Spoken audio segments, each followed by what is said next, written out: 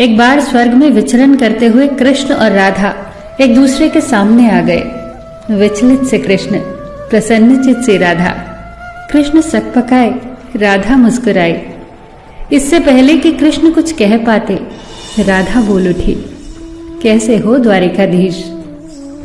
जो राधा उन्हें कान्हा कान्हा कहकर बुलाती थी, उसके मुख से द्वारिकाधीश का संबोधन कृष्ण को भीतर तक घायल कर गया।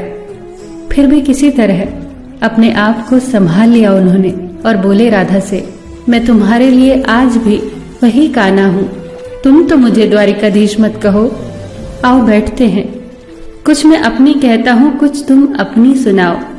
सच कहूं राधा, जब जब भी तुम्हारी याद आती थी, इन आंखों से आंसुओं की बूंदें निकल आती थी।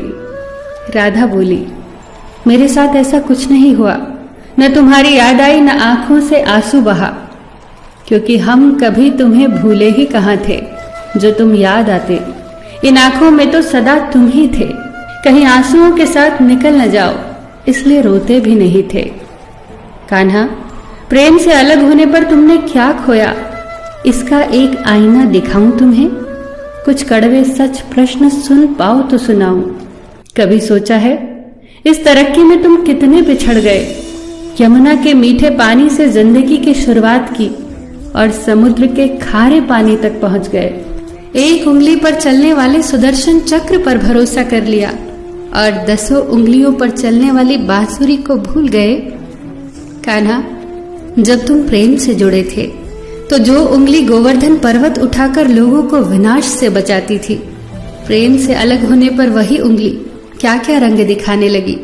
सुदर्शन चक्र उठाकर विनाश के काम आने लगी। कान्हा और द्वारिकाधीश में क्या अंतर होता है बताऊं? कान्हा होते तो तुम सुदामा के घर जाते, सुदामा तुम्हारे घर नहीं आता। युद्ध में और प्रेम में यही तो फर्क होता है। युद्ध में आप मिटाकर जीतते हैं और प्रेम में आप मिटकर जीतते हैं। कान्हा, प्रेम में डूबा हुआ इंसान दुखी तो रह सकता है, पर किसी को दुखी नहीं कर सकता। आप तो कई कलाओं के स्वामी हो, स्वप्न दूरदृष्टा हो, गीता जैसे ग्रंथ के दाता हो, पर आपने ये क्या निर्णय लिया? आपने अपनी पूरी सेना कौरवों को सौंप दी और अपने आप को पांडवों के साथ कर लिया। सेना तो आपकी प्रजा थी, राजा तो पालक होता है, उसका रक्षक होता है। आप जैसे महाज्ञानी उस रथ को चला रहे थे जिस पर बैठा अर्जुन आपकी प्रजा को ही मार रहा था।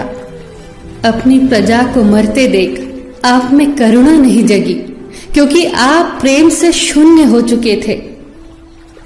आज भी धरती पर जाकर देखो, आपकी द्वारिकाधीश वाली छवि को ढूंढते रह जाओगे।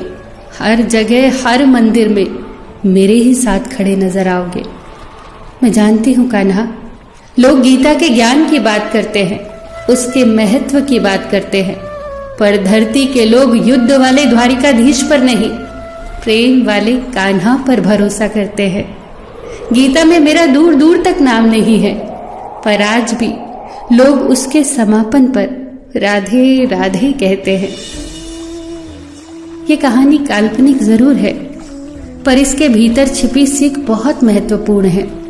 श्री कृष्ण के पास कभी किसी प्रश्न का उत्तर ना हो, ऐसा तो हो ही नहीं सकता, परंतु राधा द्वारा लगाए गए प्रश्न चिन्हों पर कान्हा मौन रहे। यही तो है प्रेम में समर्पण का भाव। पराक्रम में हमें हर किसी को हराना होता है, तब भी हम जीतकर भी हार जाते हैं, परंतु प्रेम में एक ही कईयों का दिल जीत लेता है।